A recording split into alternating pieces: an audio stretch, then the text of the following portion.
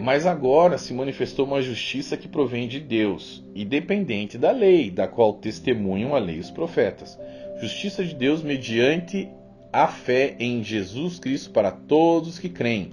Não há distinção, pois todos pecaram, estão destituídos da glória de Deus, sendo justificados gratuitamente por sua graça, por meio... Nossa, mais claro do que isso. Gratuitamente por sua graça. Por meio da redenção que há em Cristo Jesus. Bom, o que acontece? Só que ele estava...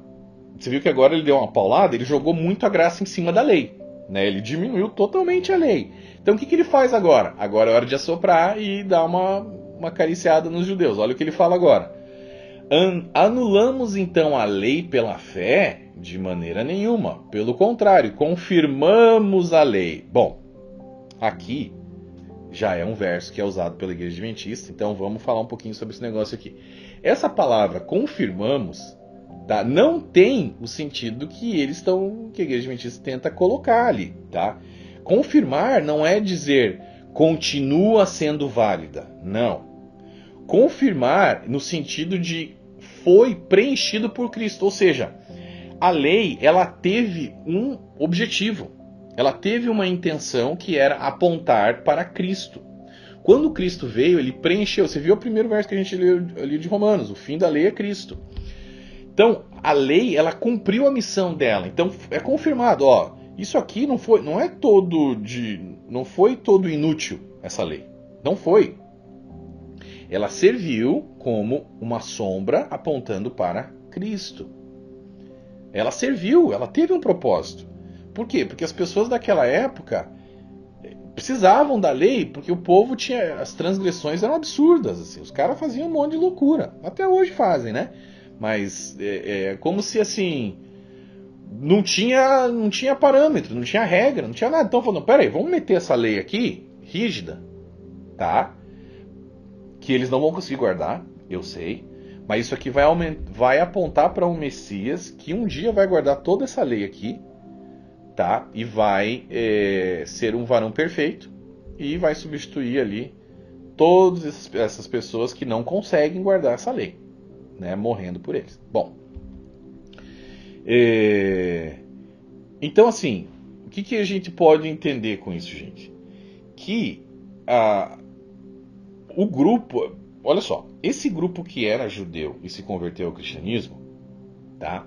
O que era melhor, né? Era o quê? Ter passado pela lei e depois ido para a graça? Ou ter saído direto do pecado para a graça? Eu tenho um amigo que ele na época que eu era adventista, a gente já era amigo, e ele dizia que eu estava numa seita. Às vezes ele soltava uns negócios, você tá numa seita, cara, não sei o que. Você tá louco, você nem sabe o que você tá falando, bicho. Esse cara aí não sabe nada. E de fato ele não sabia nada, mas ele sabia disso, e ele estava certo, né? Mas ele falava, você tá numa seita e tal. Ah, tá bom. Eu pensava, esse cara aí tá endemoniado, com certeza. Bom, o que acontece? Depois eu, né, vi que ele estava certo, mesmo sem ele saber o porquê, mas ele estava certo.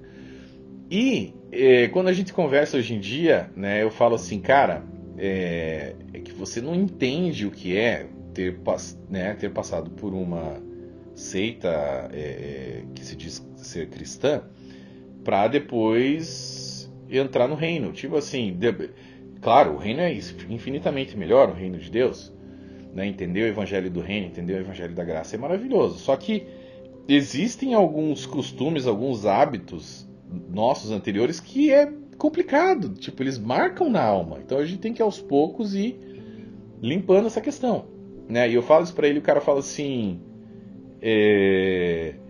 tá, mas eu não sei, eu não consigo me identificar com isso, porque eu saí direto do pecado para a graça, direto do pecado para o reino de Deus. E de fato, né?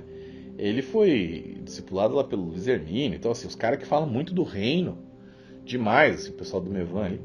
Então, ele nem sabe o que é essa loucura da lei. Então, assim, os gentios, que ali da igreja de Roma, eles foram direto para a graça. Eles saíram do pecado e caíram direto na graça. Agora, os judeus não. Eles saíram do pecado, foram para a lei e da lei para a graça. Então existe essa ambientação, né? Então assim, os judeus tiveram que obedecer a lei por muito tempo, né? Mas assim, da mesma forma que o grupo gentil agora, eles não precisam mais se apoiar nessa lei para sua justificação, né? Por quê? Porque ambos agora estão livres do ministério da morte da antiga aliança. Então, não importa quem eles eram, o que importa é que ambos estão livres desse ministério da morte que era terrível. Olha lá o que Paulo diz. Portanto, que diremos do nosso antepassado Abraão? Se de fato Abraão foi justificado pelas obras, ele tem do que se gloriar, mas não diante de Deus. Que diz a Escritura? Abraão creu em Deus, e isso lhe foi acreditado como justiça. Ora, o salário do homem que trabalha não é considerado como favor, mas como dívida. Todavia, aquele que não trabalha, mas confia em Deus que justifica o ímpio, sua fé lhe é acreditada como justiça. Olha lá. Sob quais circunstâncias? Antes ou depois de ter sido circuncidado? Não foi depois, mas antes. Assim ele recebeu a circuncisão como sinal, como selo da justiça que tinha pela fé quando ainda não fora circuncidado. Portanto, ele é o pai de todos os que creem, sem terem sido circuncidados, a fim de que a justiça fosse creditada também a eles. Olha lá, mais um verso. Portanto, a promessa vem pela fé, para que seja de acordo com a graça e seja assim garantida a toda a descendência de Abraão. Não apenas aos que estão sob o regime da lei, mas também aos que têm a fé que Abraão teve. Ele é o pai de todos nós. Então, assim, toda essa base da justificação pela fé ali com Abraão, agora ela acaba incorporando também o antigo judeu. Não só o gentio, né? Então, Abraão, ele é o pai de todos. Tanto dos judeus quanto dos gentios.